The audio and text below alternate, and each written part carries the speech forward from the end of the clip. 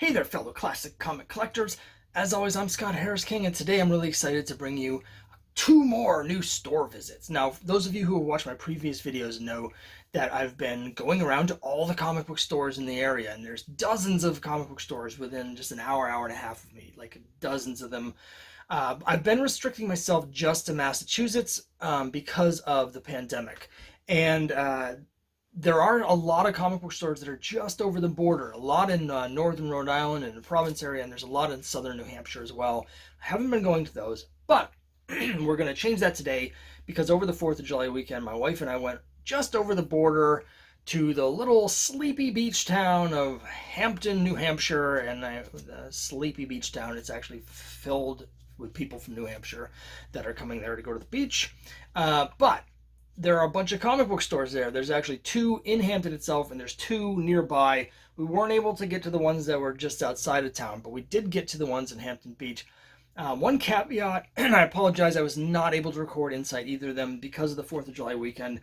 There were really large crowds, and it's just weird to film in that situation. That people don't really want to be on camera, and anyway, it's just hard to do that when people are in the store. So I'm sorry, I know everybody wants to see inside the store, and I want to show you inside the store.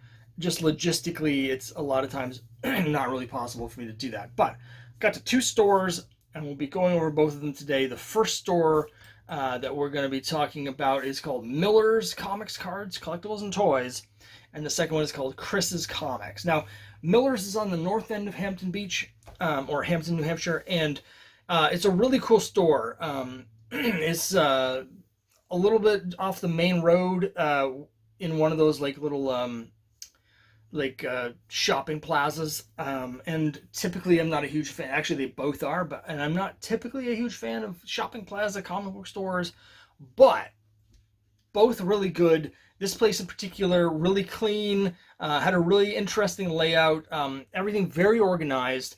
And what was interesting is they had a whole wall with all these boxes on the top level of the in-demand back issues and titles. And then underneath it was a second layer of things that pulled out on wheels that had sort of comics that were less in demand.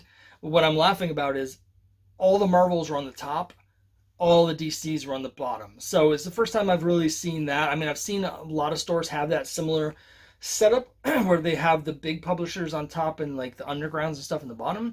This is the first place I've been to where all the Marvels were on top and DC was relegated to second banana, down there with Eclipse Comics in the bargain bins. Sorry for all the throat clearing. But I found a few things. They did also have quite a number of dollar bins, and they also had 50-cent bins. So I went through those. I didn't get anything like super valuable for the trading challenge at either of the stores, but they did have a lot of really cool stuff, and they had a lot of stuff that was cool outside of comics.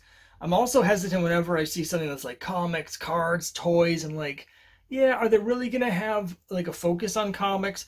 But they had a lot of good stuff, and the other stuff they had was really cool. In particular, of interest in particular too, I know to some of you, is that they had a large section of vintage role-playing stuff, old D&D modules, books. They had a Dungeon Masters, like first edition, from 79 to 80. They had the first AD&D, the Player's Handbook, the Dungeon Master's Guide. They had the blue box. They had the red box. They had a bunch of original modules and stuff. And they had some really expensive old like Monsters manuals and different add-ons. And a lot of stuff. So really cool from that aspect. But in terms of the comics, again, I didn't get a ton, but I did get some neat stuff. One thing that I did not get, there was a book that I found that I knew was taking off in terms of speculation. And sometimes I'll buy those and sometimes I won't. And in this case, it was a Thor 282. First appearance of He Who Remains. And this was, I knew that was a book that was getting some hype, even though we were at the store before He Who Remains had appeared in anything outside of the comics. And so it was $8. It was a nice copy. And I knew at that point that if I bought it, I could probably sell it for $30. But I'm like, it's kind of dopey appearance. It's only like one panel, and it just didn't seem like it was worth the hassle. Honestly, like it just didn't seem worth it to me. And so even though I knew it was worth, 3 times or 4 times what I was paying for it, I put it back. I just didn't want to bother with it. Now it's gone up since then because of appearances and other media, but that's just one of those things where it's like, yeah, if I find something, sometimes I don't take them, even if I know they're worth money. Sometimes I regret it. I mean, I had a Marvel Age 97, the first Darkhawk, in my hand for $1 at one point, and I knew that it was about to blow up because I keep my ear to the ground, and I just couldn't be bothered, and I regret that because I could have made some money on that. But let's get to the comics. I know I've been talking a long time. I just wanted to give you a sketch of what the store was like since I don't have any video of it. Here's some cool books that I got out of the 50-cent bin. And we'll lead right off with Secret Origins. It's number 19, The Origins of Uncle Sam and the Guardian. And the Uncle Sam story is Len Wein writing and Murphy Anderson on the art, so the art's really cool. The Guardian is by Roy Thomas, and the art is by Arvell Jones. And neither of the stories are particularly great. But, of course, with my new comic, Cthulhu vs. Uncle Sam, the Kickstarter was live while I was there, and so I had to get that. I also got Vortex number 11, and this has a really cool cover by one of the Los Bros Fernandez. Looks like it's I don't know. I'm sorry. Is it Jamie? Is it Jaime? I don't know. I'm sorry. I don't know. But it's a really cool cover. I think some of their art is really underrated, actually. And anyway, I just thought it was a really neat cover, and for 50 cents, I bought it. And then, speaking of things that are cool and off the beaten track, its Alter Ego presents Zalcor the Human Cat. And this is a collection of all these underground comics, self-published superhero comics by Grass Green, and they're really cool. Like it's pro level, art and stuff, but it was like published in fanzines and stuff in the 60s and 70s, and it's really cool. He's got an interesting mix of like Kirby and Ditko going on here. That's really neat. And this is it's 100 pages, so I got it for 50 cents. Really happy to get this. Have not had a chance to read it. And then we also had a bunch of stuff in the dollar bins. So let me show you those. First of all, we got Conan the King 28. It's got a couple things going for it. It's got a really cool cover by Kaluta featuring Red Sonja. So that's worth $1. This is also a really cool story where Red Sonja meets up with Conan, and he's in his 50s or 60s at this point, and he's the king. He's sort of retired and domesticated, and she shows up and takes him on this crazy adventure, and he just wants to get away from his responsibilities, and Sonja sort of reminds him of his youth, and they have this like adventure, and then she leaves as she always does and takes off, leaves him in the lurch. And I love their dynamic. She's the only character that really gets one over on Conan regularly, and it's a really cool story, great cover, and it's also the first issue of this series that I bought off the stands when I was a kid. So it's May, I think, of 85. So would have been coming out around December or probably January of 85. So an early book, very formative experience for me. So I was really happy to get this. I had a complete run of Conan the King, and I sold it. And since it was complete, I wasn't able to keep it. Here's a bunch of Archie books. We're going to be seeing a lot of these when I get to the next store. Archie at Riverdale High, number 8. They didn't have any internet service. I didn't have my checklist. So some of these, I don't know, I probably got doubles, but they're only $1. I'm trying to put together a complete run of Archie at Riverdale High out of the dollar boxes. And here's number 16. I really dig this series because they're longer form, more serious stories. Here's number 20, some writing on the cover. But there's a lot of like action stories, adventure stories, more dramatic stuff and less of the humor stuff. 75. This is $2.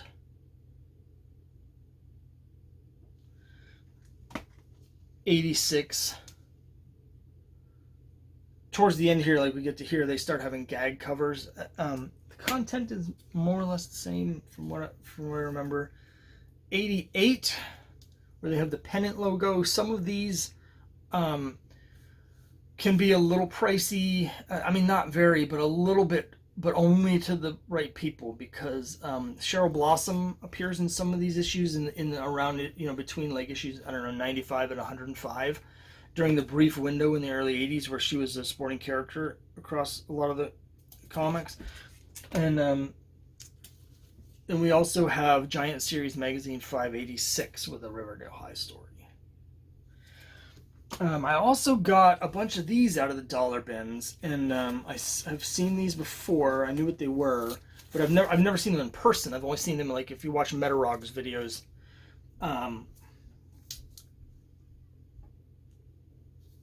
See that a little bit small? You have this little exchange logo, and they all say on them, Marvel salutes the real heroes, the men and women in the U.S. military, not for resale. These were like complimentary comics that were made for and distributed to the U.S. military. They were only available on military bases, and so they're not that common.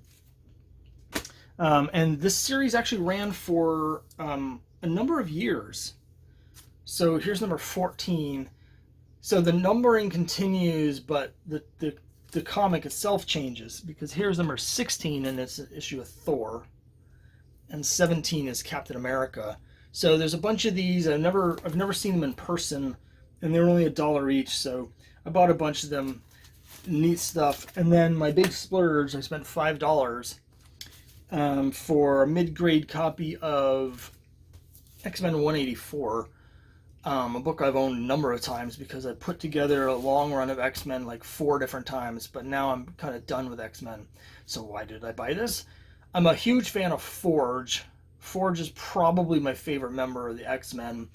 It's one of the few like long-running X characters whose first appearance is never really taken off, and that's this issue here. So Forge's first appearance in X-Men 184 I got for $5.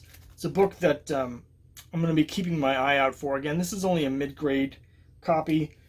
I'm going to be picking these up when I go to comic stores. If I remember, I'm going to look through X-Men and buy some 184s. They're very cheap, and at some point, who knows what Marvel's going to do with the X characters when they come into the movie universe. But Forge, to me, is a great character who has never really gotten the spotlight in the comics that he deserves, and I think could be really great in TVs and movies and whatever.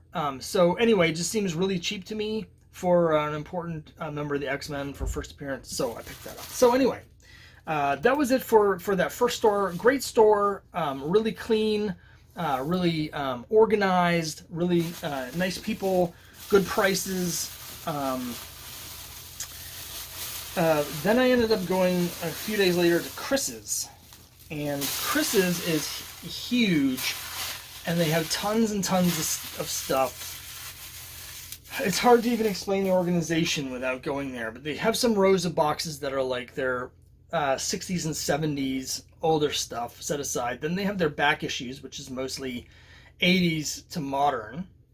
And then they have so many 50-cent bins that I didn't even look through them. Now, you know that there's nothing I love more than going through dollar bins and 50-cent bins. And I went through some dollar boxes of some of the older stuff, but they had dozens of long boxes of 50-cent things.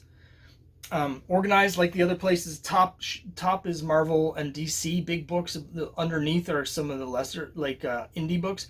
But there was probably 25 long boxes of Marvel and DC stuff, like Detective, Batman, Avengers, Fantastic Four, all the big titles, 50 cents each, and it was overwhelming. So what I focused on actually was Archie. So let me show you some of the stuff that I got. I did get a couple, one or two things that weren't Archie, maybe just one, but let me show you what I got. It is Jughead Double Digest 191. Here is my sob story about this. Okay, I bought this for a very specific reason. I don't collect the digests because it's just a pain in the butt with the size of them, right? So don't like having the digests in my collection, but I had to get this one for the cover. All right, a few things about the cover. First of all, it's by Rex W. Lindsay, who's one of my favorite Archie artists and way underrated. It's also a riff on the classic 3 on a Soda Archie motif, and those are always great covers. And so it's a fun Jughead riff where instead of 3 people drinking out of 1 soda, is 1 person drinking out of 3 sodas, because that's just how Jughead rolls. So really cool cover, right? This cover was not originally supposed to be on Jughead Double Digest number 191. When Archie canceled the Jughead series, Jughead Volume 2, in like 2014, it was very abrupt. Number 214 was the last issue they put out, but they had already advertised in like previews and Diamond and different places. They had already advertised issues 215 and 216. This is the cover of Jughead 215, which was never published. And so they reused that. They reused the interiors for both 215 and 216 were also complete. So they took those stories and they were published piecemeal here and there in different digests and stuff. I have not been able to track them all down, but part of what I want to do is recreate those 2 issues of Jughead that were never made. So that's why I got this. But the reason that I'm sighing is that this is sort of like a kind of a grail cover for me in terms of the original art, and I missed it. Rex W. Lindsay sold this on eBay, and I have a notification set up, so anytime he sells anything, I get notified. Somehow I didn't get this one. I get all the other stuff he sells, but I never got the notification that this was for sale. I didn't see it until after it had sold, and I don't know who bought it. So I would desperately love to buy the original art for this, but it's gone, and I have no idea who has it or how to find it. So, it's kind of a melancholy purchase because I really wanted to get the original. Here is an interesting book that I got out of the dollar bin. It's really, really beat up, but it's really cool. And it is Kathy the Teenage Tornado, number 27. Now you can see it's missing pieces. I think the cover's detached. So it's only like, it's like a 1. The spine, large sections of the spine are completely missing. It does have a date stamp, which is December. It just says December. Kathy the Teenage Tornado, not an easy series to track down. Most people probably have no idea that it even exists, or that certainly not that it lasted 27 issues. But you can see here just from the corner box art and the time period that this was going into the Marvel superhero era quite a ways. And this was one of the last books that they canceled to make room for their growing superhero line.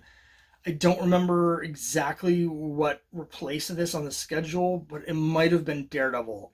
I think, for some reason in my head, I have it that they canceled Kathy in order to make room on their distribution schedule to start putting out Daredevil. These are really hard to find, and even in this condition, this is the last issue. For $1, I couldn't pass it up. Here we have a bunch more issues for $1 each from Archie at Riverdale High. Let me get these in some semblance of an order. And again, some of these may be doubles. I couldn't get my checklist to work, but I have figured out a solution for that, which I'll tell you in a minute. 35. And you can see what I'm talking about in terms of this story. They're digging and they find some Revolutionary War stuff. says, beware those who disturb the resting place of the spirit of 76. So this has a lot of cool stuff going for it. It's going to be not a humor story. It's going to be more of a dramatic, creepy ghost story, but it's also a bicentennial issue. So those are cool. Here's number 39, where there's been a terrible car accident. I just dig these sort of things in the Archie universe. Life with Archie is my favorite series, but when I realized that this title also has these stories, here's an environmental protest gone wrong. That's on issue 41. I've got more than half the run now at this point. Here's 99. This is the era where some of these have the Cheryl Blossom stories hidden inside, and for people that are looking for those, they're willing to pay, you know, a premium. 109. This is right at the end of the run. They relaunched the volume 2, but it didn't go anywhere, and I'm not interested in that one. 111. I have a feeling I think I already have this issue.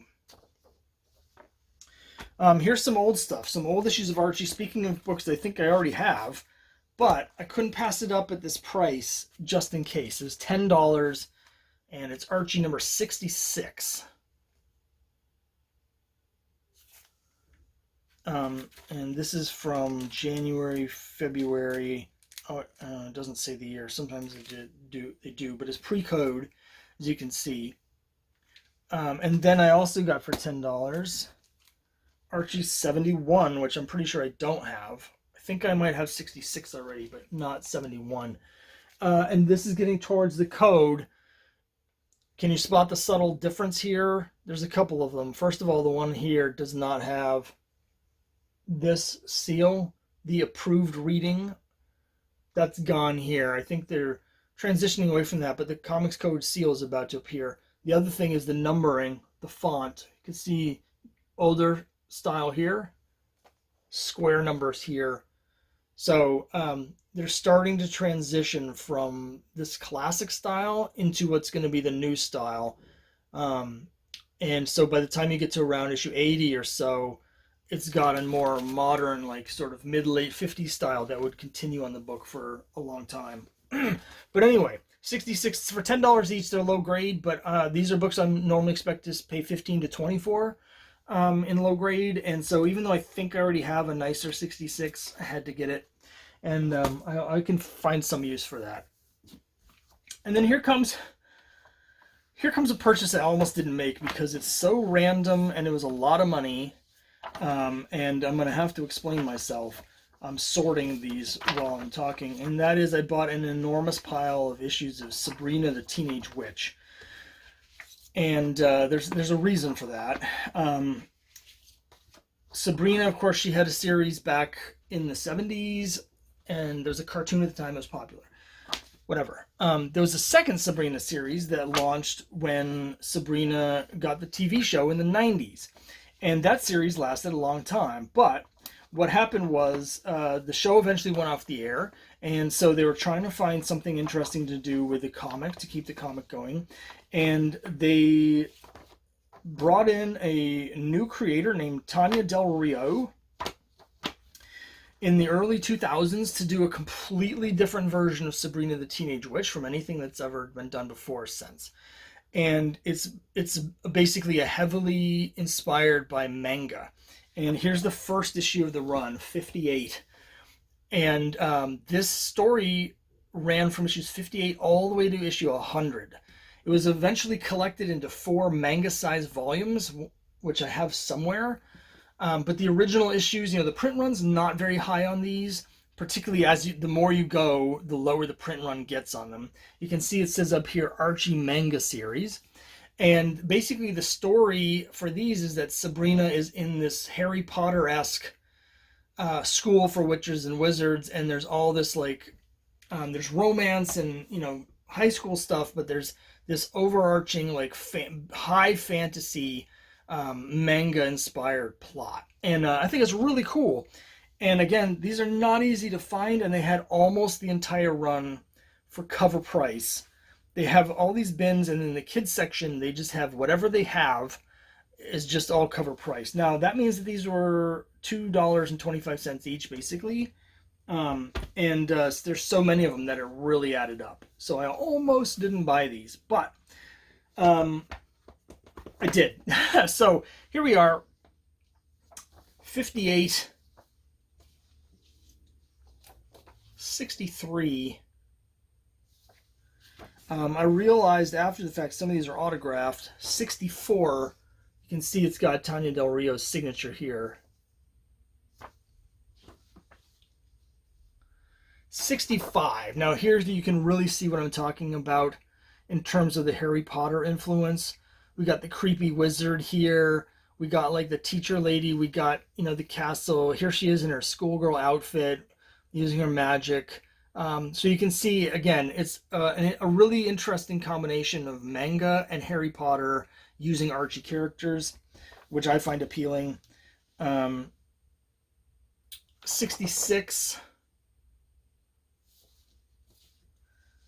68. You see this one says it's featuring Josie and the Pussycats manga. 69. Here she is with a magic wand. I know this art style is not for everybody, and you know, she draws things differently depending on the situation. So like here we've got the big lips, the enormous eyes, and it's not my favorite.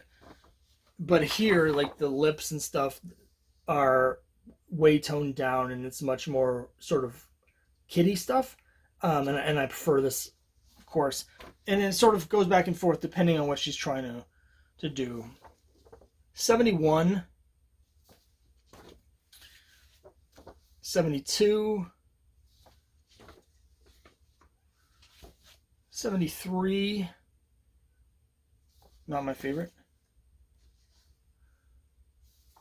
74. This is all ongoing plot line. So unlike most of the Archie stuff, it's not really one and dones. There's a plot, a storyline that goes through the whole series.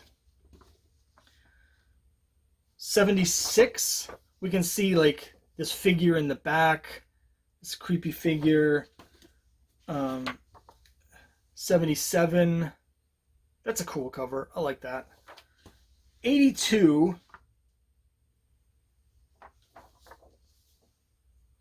And then there's this mysterious guy in the background, and she's saying, "Salem, is that you?" We're going to get to some cool Salem stuff at the end. My favorite part of this whole series, actually. 83. 84. You guys know I'm a sucker for the romance. And, of course, there's a lot of romance elements in this as well. Here she is with her love interest. I don't know if this is some version of Harvey or if this is a new character. 86. Got an American Gothic thing here, except she's got a witch's broom. 87. Dramatic. Don't know what's happening. 88. But this now the storyline ends in 100, so we're getting towards the end, and now things are really starting to build, and you can see that on covers like this. We've got all these dramatic different elements in the background.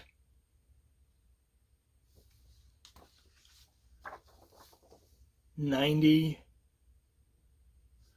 And it looks as though Sabrina is being, you know, a common feature of Sabrina stories, particularly in modern, like in the teenage, like the show, Chilling Adventures, and the more recent comics has been the idea that she could, you know, become the bad guy. Like she could be an evil or whatever, the daughter of Satan, whatever. And we see that here as well. Here's the turning.